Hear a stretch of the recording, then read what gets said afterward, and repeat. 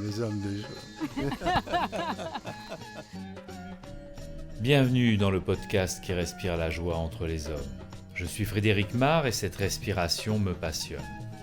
Dans ce court extrait, retrouvons Satyavrati Yogi au sujet des vertus de permettre aux hommes de cheminer entre eux.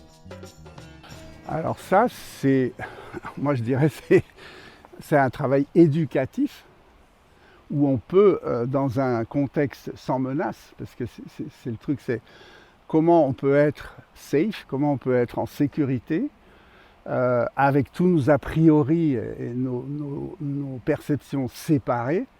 Eh bien, allons dans la séparation à fond et puis voyons comment on peut, justement par les différentes expériences. Moi, ce que j'aime bien aussi, c'est les différences d'âge. Quand, par exemple, on fait un groupe d'hommes avec toutes les générations, là, on voit comment chacun se positionne à différents étages, quel que soit l'âme, hein, c'est pas spirituellement avancé ou pas. Là c'est vraiment pratiquement comment l'âge, le temps, nous enseigne une perception de la vie différente. Et comment quelqu'un qui a maturé, même s'il n'a pas découvert Anand et la réalisation, il peut être bénéficiant pour quelqu'un qui démarre, qui est complètement paralysé devant. La paralysie, ça vient, j'étais protégé par les parents, j'étais protégé dans le ventre de la mère, comment je vais survivre sans eux? Donc, pour l'un comme pour l'autre, c'est le même dilemme, c'est quand je suis par moi-même, j'ai toujours cette mémoire de « putain, ils sont pas là, comment je vais m'en sortir ?» Et il y a une appréhension phénoménale d'être seul par soi-même, quel que soit le genre.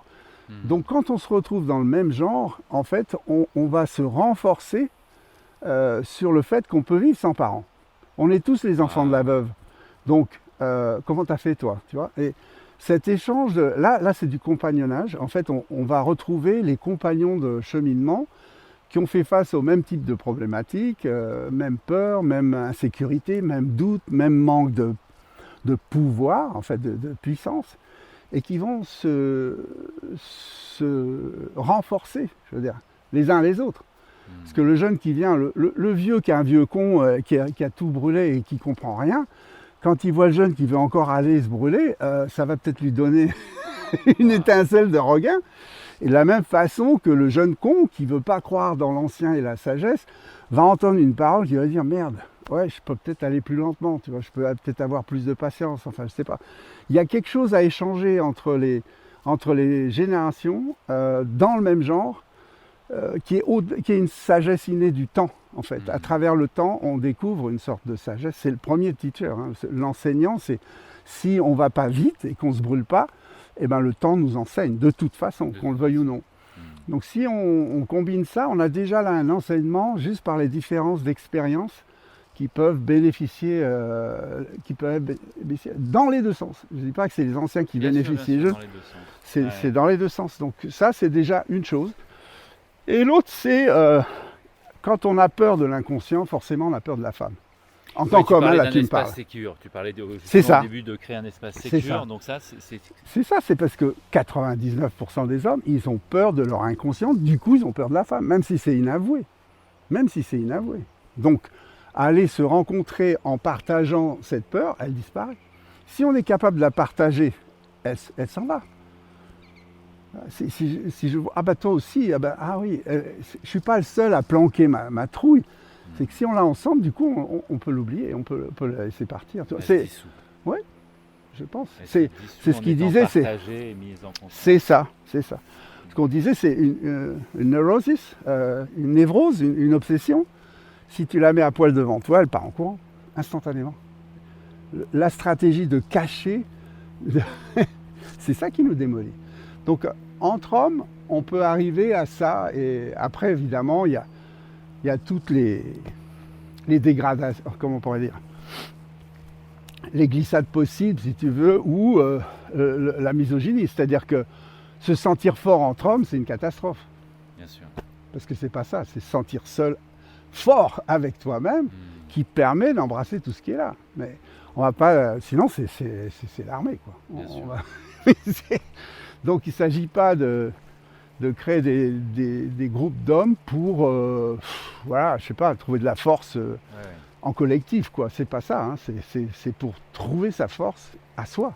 Est-ce que ça peut être aussi une manière de réparer aussi les blessures qui ont été faites du masculin au masculin en Alors créant ça, des c'est espaces sécures. l'autre. Ça, absolument, absolument. Ah oui, oui, oui, ça je l'ai vu tellement de fois. Ah oui, alors là, c'est l'autre blessure, c'est pas la blessure.